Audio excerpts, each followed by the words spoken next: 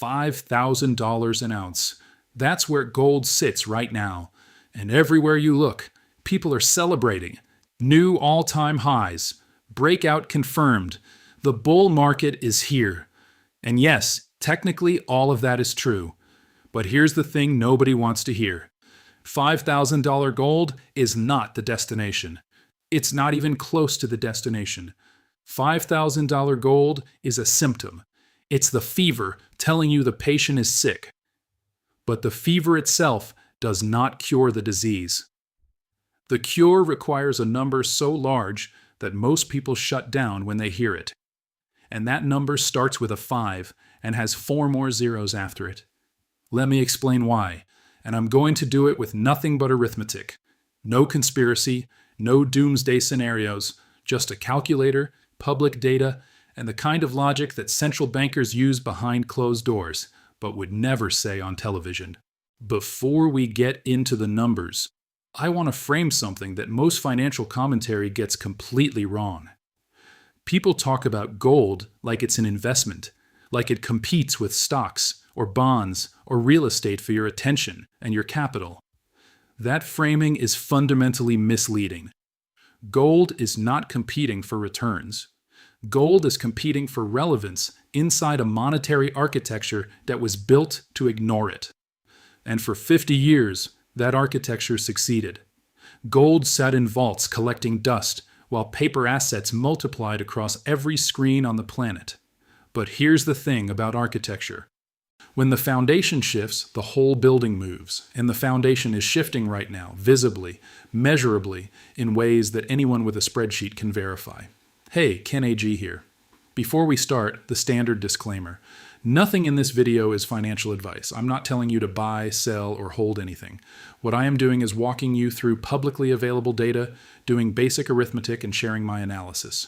Your money is your responsibility. Do your own research, make your own decisions. Let's start with a thought experiment. Imagine you run a restaurant. You've got 100 customers coming in every night. You've got 20 steaks in the freezer. Now, you could pretend you have enough food for everyone.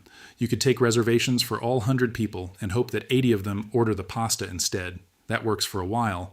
It works as long as nobody checks the freezer. But the moment 10 extra people want steak on the same night, the illusion collapses. Your menu price doesn't matter anymore.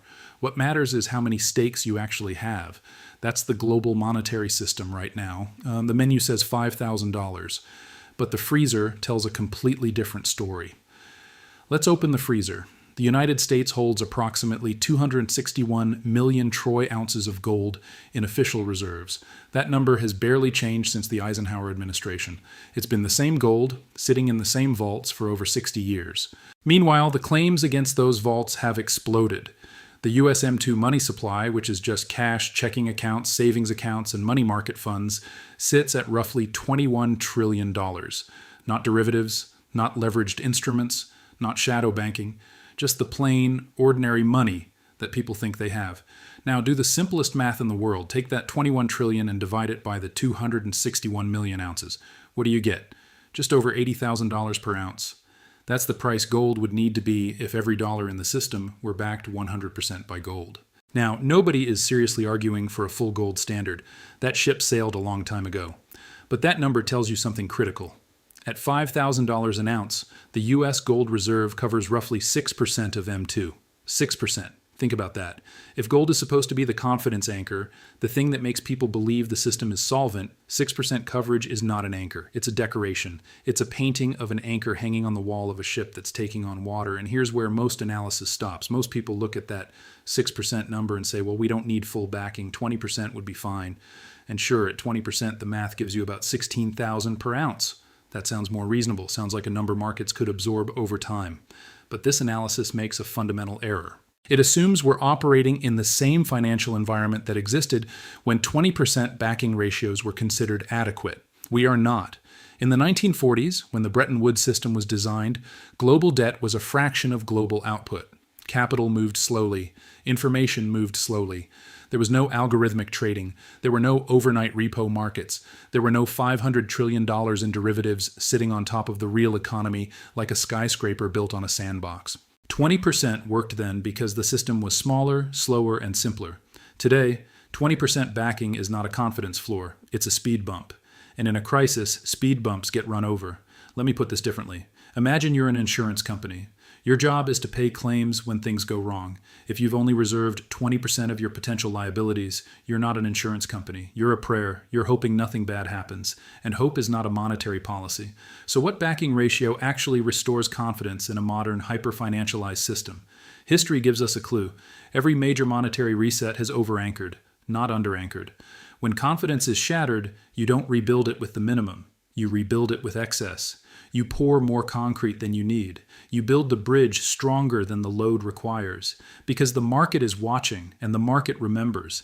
Think about it like building codes after an earthquake. After the 1994 Northridge quake in California, they didn't just rebuild to the old standards. They rebuilt stronger. They over-engineered. Because the population's confidence in the infrastructure had been broken, and the only way to restore it was to visibly, measurably exceed what was required. Monetary systems work the same way. After a crisis of confidence, the new framework has to be obviously stronger than what failed. Otherwise, the first shock sends everyone running again. The people who design resets know this.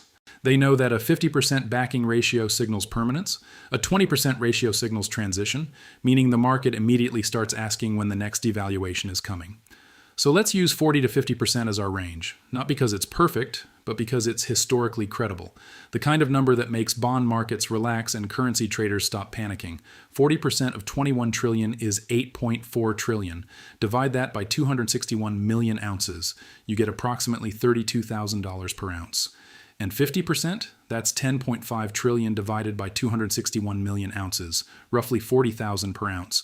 We're already well past 5,000, and we haven't even left the United States yet. Here's the part that most people forget or deliberately ignore. The dollar is not just America's currency, it's the world's reserve currency. There are more dollars outside the United States than inside it. Offshore dollar deposits, eurodollar liabilities, foreign central bank reserves denominated in dollars, trade settlement obligations in dollars.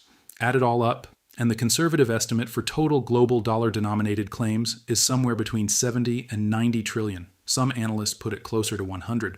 Let's be conservative and use 75 trillion. Now, the gold backing those claims is not just American gold. It's all official central bank gold worldwide. That's approximately 1.1 billion ounces across every central bank on Earth. Sounds like a lot, right? It's not. All the official gold in all the central banks of the entire planet melted together into a single cube would measure about 21 meters on each side. That's roughly the width of a tennis court. Every promise, every obligation, every pension, every bond, every derivative chain in the global dollar system is theoretically anchored by a cube of metal the size of a tennis court. Let that sit with you for a second. So let's run the same exercise on a global scale. 75 trillion at 40% is 30 trillion. 30 trillion divided by 1.1 billion ounces is approximately 27,000 per ounce. At 50%, it's about 34,000. But wait, we've been polite with our numbers. We've excluded some things that don't want to be excluded. We've ignored unfunded government liabilities. We've ignored the derivatives complex. We've pretended that sovereign balance sheet stress doesn't exist. Let's stop pretending. When you include unfunded obligations, sovereign guarantees, and the effective claims on the system that governments have already promised but not yet paid, the number moves past 120 trillion. And at that level, with a 40% backing ratio, you get 48 trillion divided by 1.1 billion ounces. That's approximately $45,000 per ounce. Push the backing ratio to 50%, or include another decade of deficit spending, and you cross 50,000 comfortably. Now, I want to be very careful here. This is not a price target. This is not me telling you gold will be $50,000 next week or next year.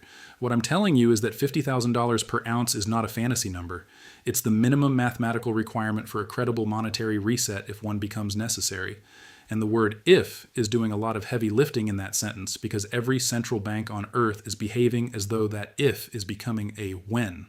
Let me show you what I mean. Central banks globally bought more gold in the last 3 years than in any comparable period since the Bretton Woods era. China alone has been adding to reserves at a pace that suggests they're not investing. They're preparing. Russia built a gold war chest before the Ukraine conflict. India has been quietly accumulating. Even European central banks that spent decades selling gold have stopped selling and started holding.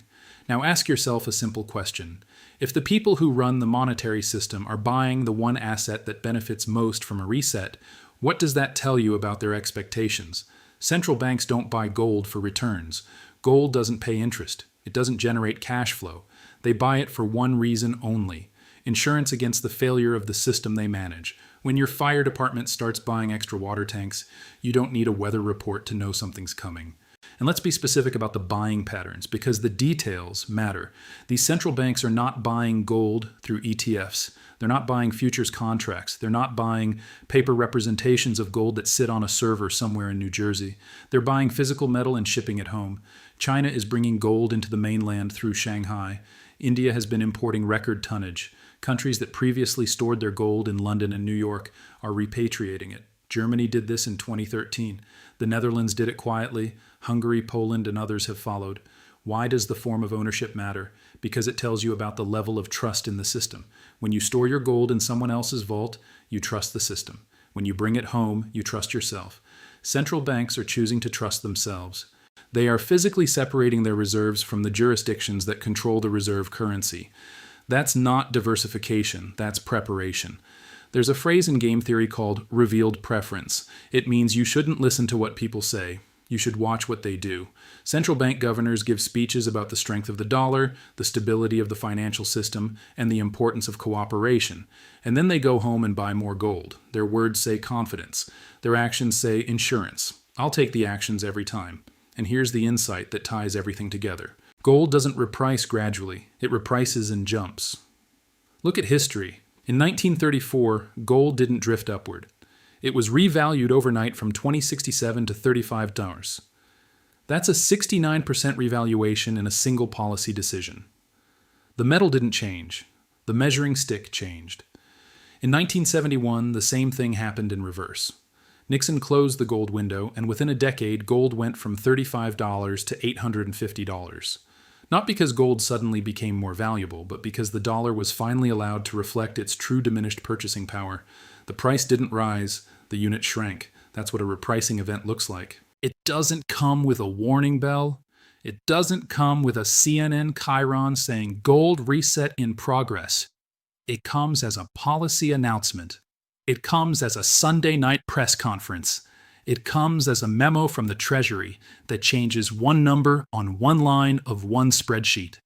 And by Monday morning, the world is different.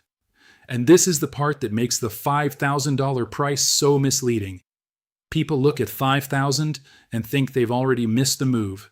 They think gold has already done what it's going to do. But in the context of a repricing event, $5,000 isn't the end of a rally. It's the opening paragraph of a very long book. Think about it this way.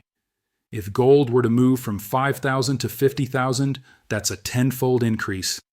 When gold moved from $35 to $850 in the 1970s, that was more than a 20-fold increase. And nobody at $35 thought $850 was possible either. The human brain anchors to recent prices and assumes they represent some kind of ceiling. But prices are not ceilings. Prices are snapshots. And this particular snapshot is about to be retaken with a very different lens. There's another historical parallel worth examining. In 2002, the Argentine peso was pegged 1-to-1 with the US dollar. Argentines believed their savings were safe because the peg was the law. Until one weekend, the government announced the peg was over. Overnight, savings lost 70% of their purchasing power. The people who had converted pesos to dollars beforehand were fine.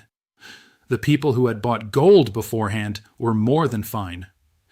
The people who trusted the peg lost everything. The peg was the $5,000 gold of that era. It was the comfortable number that made people believe the system was stable. It wasn't stable. It was just static. And static is not the same as stable. A building balanced on a single column is static, but it is not stable. One gust of wind and the physics resolves. Now let me address the obvious pushback. People say $50,000 gold is impossible because it would mean hyperinflation. It would mean societal collapse. It would mean the end of the financial system as we know it.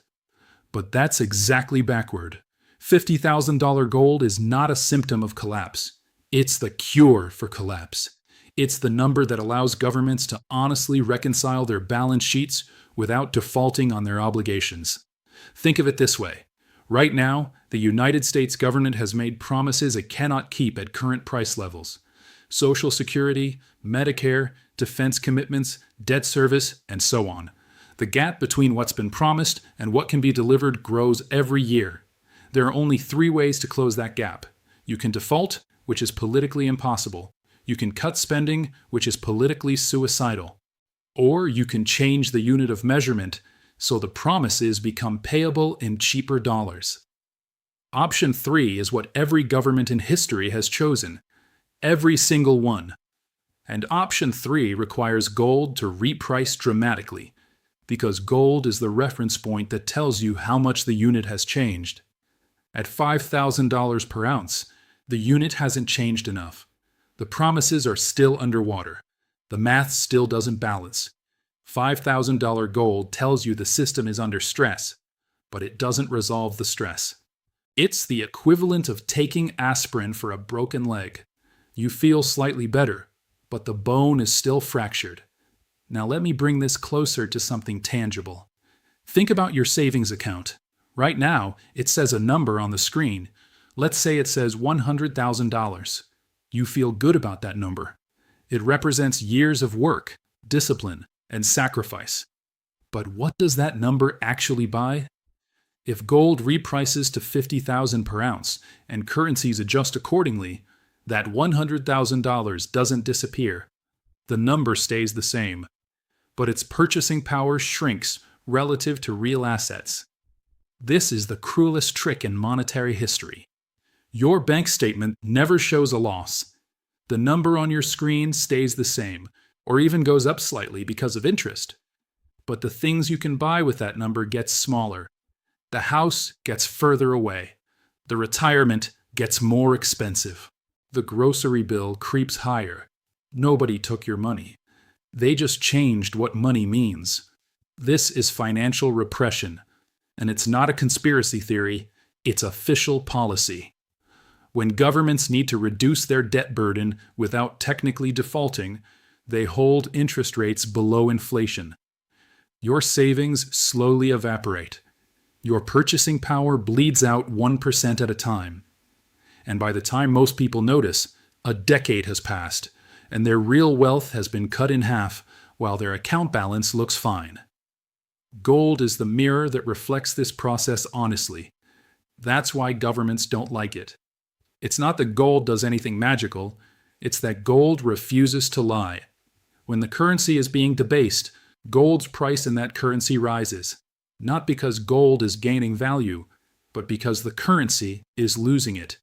Gold is the thermometer, and nobody likes a thermometer when they have a fever. This is exactly what central banks understand. They're not trying to profit from gold, they're trying to survive with gold. There's a difference. When you see China buying 500 tons of gold in a year, they're not speculating on price. They're building a lifeboat. They know the ship is taking on water, and they want to make sure they can float when the deck tilts. So here's where we stand. At $5,000 per ounce, U.S. gold reserves cover 6% of M2. At $16,000, you get a minimal 20% backstop. At $32,000, you reach Bretton Woods-style credibility for domestic obligations only. At $45,000 to $50,000, you finally cover global dollar claims with enough margin to maintain confidence during a transition. And above $50,000, you've built a buffer for the next cycle of expansion. Each of those numbers is just division. Supply of gold divided into the claims that gold needs to credibly support. There's no opinion in this math. There's just a numerator and a denominator. And the denominator keeps growing while the numerator stays fixed, because you can't print gold. You can't mine it faster. You can't synthesize it in a laboratory. The total amount of gold ever mined in all of human history would fit in about 3.5 Olympic swimming pools. That's it. Every pharaoh's tomb, every central bank vault, every wedding ring, every circuit board, 3.5 pools, against 120 trillion in claims. That's not a mismatch. That's a math problem waiting to resolve itself. That's the core tension. Governments can create unlimited currency. They cannot create a single additional ounce of gold. Every dollar printed without a corresponding increase in gold makes the eventual repricing larger, not smaller. Delay doesn't solve the problem. It compounds it. It's like ignoring a leaking roof. The longer you wait, the more expensive the repair. The debate about whether gold is going to 10,000 or 20,000 or 50,000 misses the point entirely. The debate should be about whether the current monetary architecture can survive without a repricing event. And every piece of data I've shown you today says the same thing.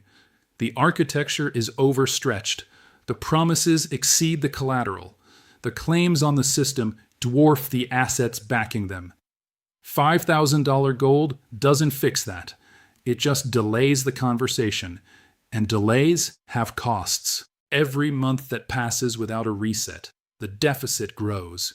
More promises are made. More currency is created. The gap between claims and collateral widens, which means the eventual repricing number gets bigger, not smaller. If this reset had happened in 2015, the number might have been 20,000. If it had happened in 2020, maybe 30. By waiting until 2025 or 2026, the number has moved past 50. And if they wait until 2030, it could be north of 100,000. This is the paradox of delay. The longer authorities avoid the uncomfortable conversation, the more uncomfortable the conversation becomes when it finally happens. It's like putting off a dentist appointment. The cavity doesn't heal itself, it grows. And what could have been a filling becomes a root canal. I also want to address something I see constantly in the comments. People say, if gold goes to 50,000, that means the economy collapsed and my gold won't matter anyway. This is one of the most persistent misunderstandings in the precious metals space. A repricing of gold does not require economic collapse. In fact, historically, the opposite is true. Gold repricing has been used as a tool to prevent collapse. It's the mechanism by which governments recapitalize their balance sheets without admitting default. In 1934, America didn't collapse. The economy actually recovered. Gold was revalued, the dollar was devalued, and the system was stabilized. It was orderly, it was planned, and it was done to save the system, not because the system had ended. The same logic applies today. $50,000 gold is not the sign of an apocalypse. It's the sign of a reconciliation, a moment when policymakers finally acknowledge what the balance sheet has been saying for 20 years. And on the other side of that reconciliation, life goes on. People go to work, grocery stores are open. The difference is that the people who held gold through the adjustment retained their purchasing power, and the people who didn't lost a significant chunk of theirs. $50,000 gold is not a prediction about markets. It's a prediction about arithmetic. And arithmetic doesn't negotiate. It doesn't care about politics or elections or quarterly earnings. It just resolves. Sometimes slowly, sometimes overnight, but it always resolves. The question is not whether gold reprices. The question is whether you're positioned before the spreadsheet gets updated or after. Because once the number changes, the door closes. Revaluations are one-time events. You don't get a second chance to buy at the old price after the world agrees the old price was wrong. Central banks already know this. That's why they're buying now. Not at 50,000, not at 30,000, now, at 5,000. Because 5,000 is the bargain. 5,000 is the price the market gives you when it still believes the current system will hold. When that belief breaks, the price won't walk to 50,000. It will gap there. And the people who weren't positioned will spend the rest of their lives talking about how they almost bought gold before the reset. Almost doesn't preserve purchasing power. Only ounces do. If this video helped you see gold pricing in a different light, do me a favor. Hit that like button. It costs you nothing, but it tells the algorithm that this content matters. And in a world where the mainstream financial media won't touch this topic, the algorithm is how we reach more people. Leave a comment below. Tell me what you think. Do you think 50,000 is too conservative? Too aggressive? I read every single comment and I learn from this community every day. If you're not subscribed yet, now is the time. Hit subscribe, turn on the bell notification, because part 2 is coming, where we break down what $50,000 gold means for silver. And trust me, you do not want to miss those numbers. Share this video with someone who needs to hear it. A friend, a family member, someone who still thinks $5,000 gold is expensive. Send them this video. Let the math do the talking. Thanks.